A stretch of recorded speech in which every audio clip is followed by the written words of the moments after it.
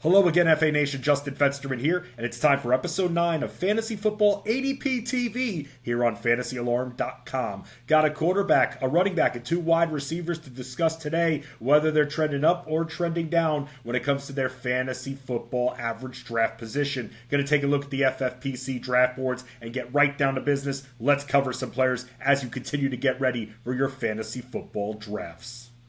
First, for a few players trending up, let's start with Tyler Lockett. For the 4th straight season in 2022, Lockett racked up over 1,000 yards receiving, and he caught no fewer than 8 touchdown passes in each of his last 5 seasons.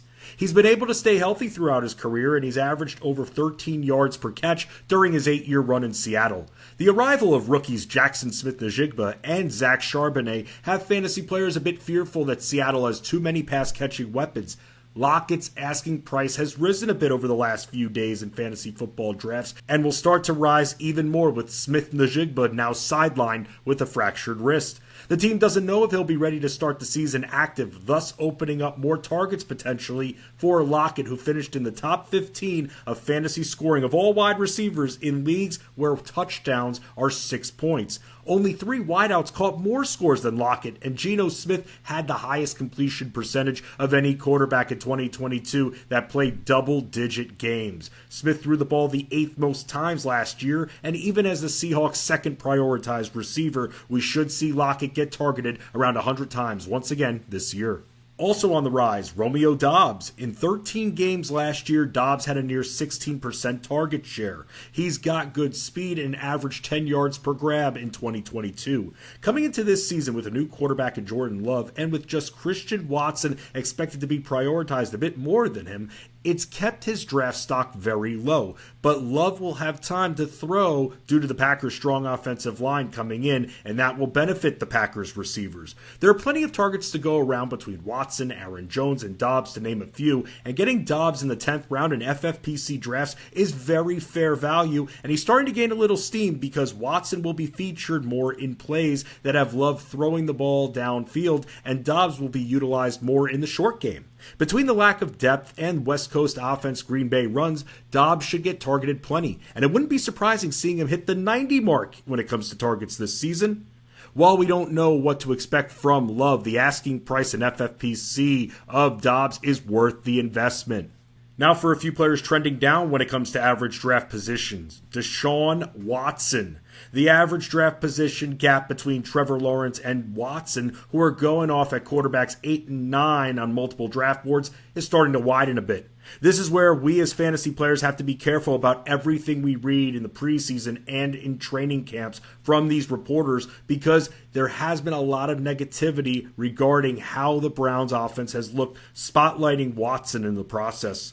He has a strong offensive line protecting him. Our own Dan Malin has them as the second best offensive line coming into the year in his offensive line rankings as part of our draft guide, and he has a new receiver to play with in Elijah Moore as well. Will Cleveland continue to be a run-heavy team? Absolutely, and Watson will be part of that, taking off on his own as he averaged 6 rushes a game in 2022. These reports we keep seeing, plus the fact that he had the lowest completion percentage last year of his career in just 6 games, are keeping Watson's draft stock down. But let's remember, he has a strong offensive line that will give him more than enough time to throw, more weapons to work with as well, and a full season to play. And all of that presents a good buying opportunity for Watson. He appeared in just 6 games, like I said, only so much room for error, and he shook off the rust from not playing the year before. For Watson's career, he has completed 67% of his passes and threw at least 26 scores in his last 3 seasons that he started 10 or more games in. Final faller, Rashaad Penny.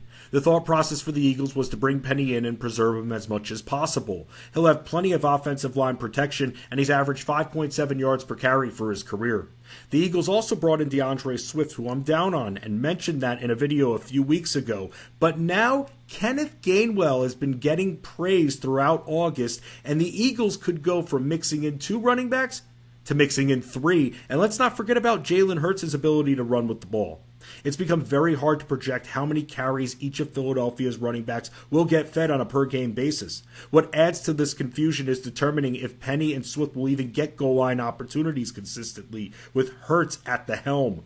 Penny has played in more than 10 games in just one of his 5 NFL seasons. He appeared in just 5 games in 2022. He has strong rushing ability but doesn't have a strong production ceiling due to how crowded the Eagles' backfield is and that he can get vultured by his own quarterback often on the goal line.